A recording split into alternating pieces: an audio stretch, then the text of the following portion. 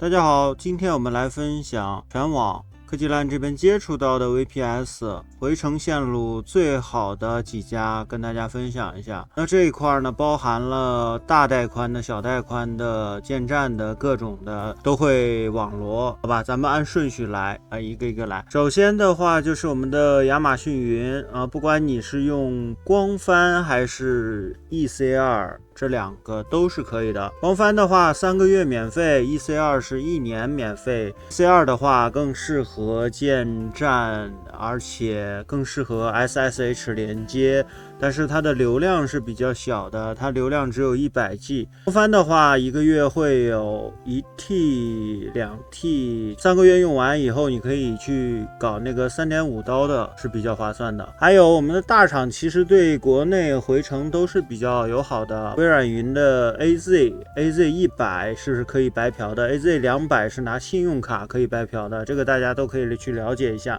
AZ100 是 EDU 的这个邮箱的，就是教育邮箱的所以门槛会比较高一点。再下来就是谷歌云，谷歌云是比较挑网络注册的如果你有一个稳定的网络，它是成功率还是比较高的。信用卡也可以反复的去使用，可以3个月免费去使用。他家回程的，不管是哪一个区域回程，是到国内都还是比较顺畅的。再接下来呢，其实就是我最近在用的这个利诺德。利诺德的话是2个月100美刀的免费名额，可以关注一下我的视频，这些呢都是做过视频的。他家的话2个月用起来比较不错，5刀1个月是我现在在稳定在使用的，回程包括 SSH 都是比较不错的。未来的话可能会把我的网站拉到我们的利诺德这边，看样子还是蛮稳定的。日本大阪的这个区域是比较优质的，至少电信、移动是比较不错的。那联通我这边没有环境，看它的回程路由也是没有太大问题的。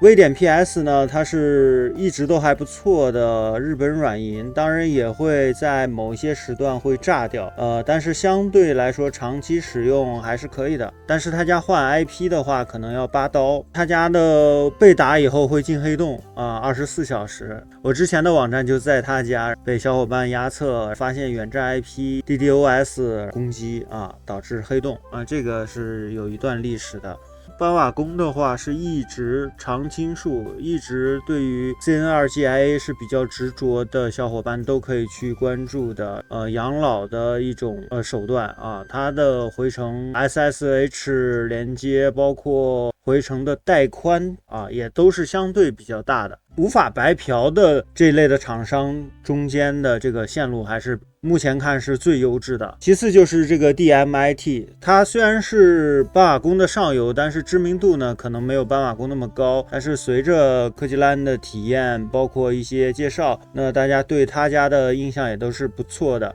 他家的线路呢都是3网 GIA 的线路。如果你说你有国内的业务的话，这2家带宽都不算小，就这么优质的线路对于带宽来讲已经非常不错了。ION Cloud 虽然科技烂没用过，但是听小伙伴说有比较不错的回程效果的，他家也有一个测试的一个节点。他家有个东京的 CN2 包括9929这种优质线路的，但是一般是在活动期间才会能拿到机器。最近我看他家的活动里头是不包含中国方向的一些优惠，要求大家去选东京就好了，因为洛杉矶的话可能还是会不那么稳定，东京应该用的小伙伴应该都了解的，海外的一些云服务器厂商。最后呢，我们再聊聊国内的一些机器，我们本家的机器包括我们腾讯、阿里国际版这些都如果有香港的机器回程的效果都还不错，当然带宽是比较小的，内陆有一些业务需要在海外做服务器面向国内的用户去使用的话会比较不错，包括我们这个徕卡云一直在说的建站也都是还可以的，香港这边的、韩国这边的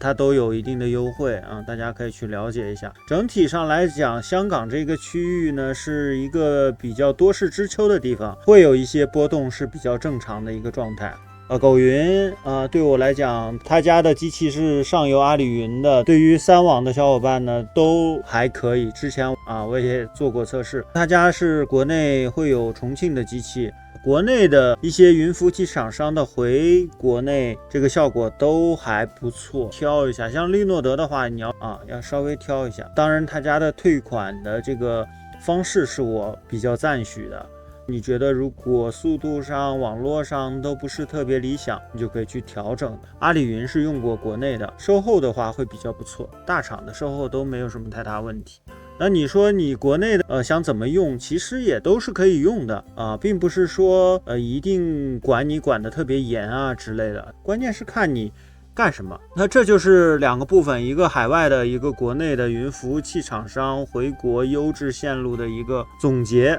分享给大家。如果大家觉得有帮助的话，继续关注 LAN 的节目，未来会有更多云服务器的体验包括他们的优势劣势，横向跟每一家进行比较，欢迎大家的收看。那我们下期节目再见吧，拜拜。